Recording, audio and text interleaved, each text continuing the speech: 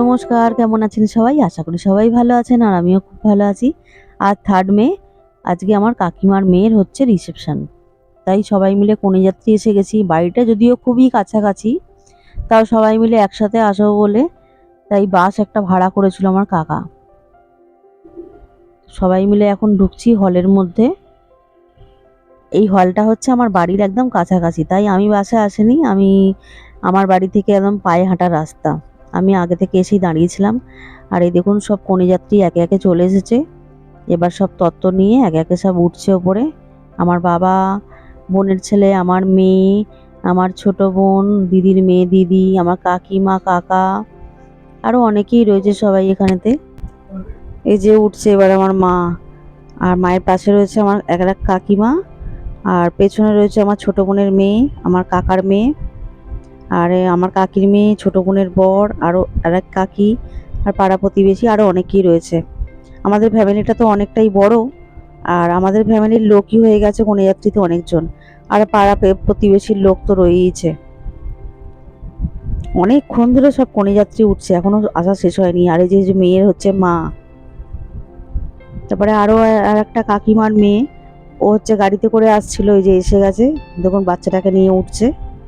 আর ও green sari পরেছে, আমিও green কালারের শাড়ি, তাই ও বলছে কি রে তুইও গ্রিন কালারের শাড়ি পরেছিস। আমরা কিন্তু কেউ কাউকে বলে আসিনি, দেখলাম আমরা অনেক বোনেরাই হচ্ছে গ্রিন কালারের শাড়ি পরে এসেছি। যাই হোক, এবার এসে গেছি এখানেতে রিসেপশনের কাছে। আর এই যে দেখুন কাকিমার মেয়ে সেজেছে, কত সুন্দর লাগছে আজকে ওকে। আর স্টেজের মধ্যে উঠে পড়েছে এখন অনেকজন ছবি তুলবে বলে। আজকে আমরা চলে এসেছি কনেযাত্রী সবাই মিলে। এই যে সবাই চলে এসেছে হলের মধ্যে। এই যে ও সবাই আছে কনেযাত্রীর মধ্যে। এই যে আরো বড় বড় লোক আসছে, আরো বড় বড় লোক আসছে। এখানে কেউ বাইরে বেরোচ্ছে না, আমরা বাইরে বেরোলাম না। ডিজাইন দেখে না, কত সুন্দর ডিজাইন করেছে।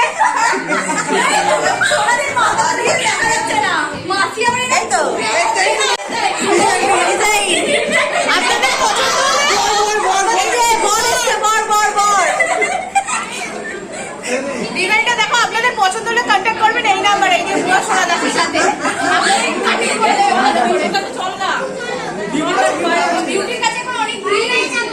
প্রচন্ড গরম, আমরা জন্য একটা এসি রুমের মধ্যে সবাই মিলে বসে আছি। বাইরে যাওয়ার ইচ্ছা হচ্ছে না, বাইরে এত গরম। এই যে আমার ছোট বোন রিনা, ও হচ্ছে চুলটা ভালো করে বাঁধতে পারে না একদমই, তাই পাগলির মতন পুরো দেখাচ্ছিল ওকে চুলটা।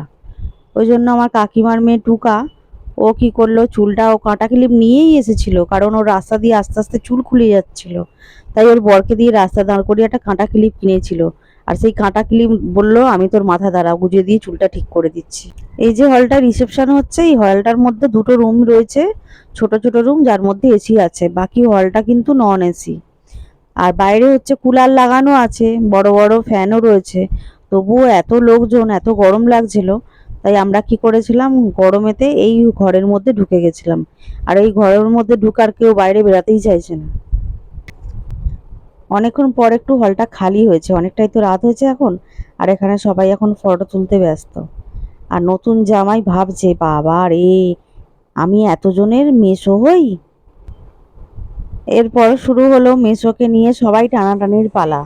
এ একদিকে টানছে, ও একদিকে টানছে। আর বলেই রেখেছিলাম অষ্টম মঙ্গলায় আসো, তখন বুঝবে তুমি। ও বেশ চিন্তাতেই ছিল। তারপরে আমরা চলে এসেছি সবাই খেতে, একসাথে খাবো বলে ওয়েট করছিলাম, অনেকটাই তাই রাত হয়ে গেছে। আর যে যেখানে পেরেছি যেরকমভাবে একটা টেবিলেই 4-5 জন করে সবাই বসে পড়েছিলাম। তো এই দেখুন সবাই মিলে আমরা যে যেখানে পেরেছি বসে পড়েছি খাবার খেতে। আর খাবারের ভিডিও আমি একটাও কিছু দিতে পারিনি, কারণ ওই যে জল খেয়ে খেয়ে খেয়ে পেটটা ভর্তি করেছিলাম। তার আগে খেয়ে নিয়েছিলাম ফুচকা আর কাবাব, অনেক কিছুই হয়েছিল। সবার শেষে এই পানটা খেয়ে আমি আমার ভিডিওটা শেষ করছি। দেখা হবে আবার পরের ভিডিওতে।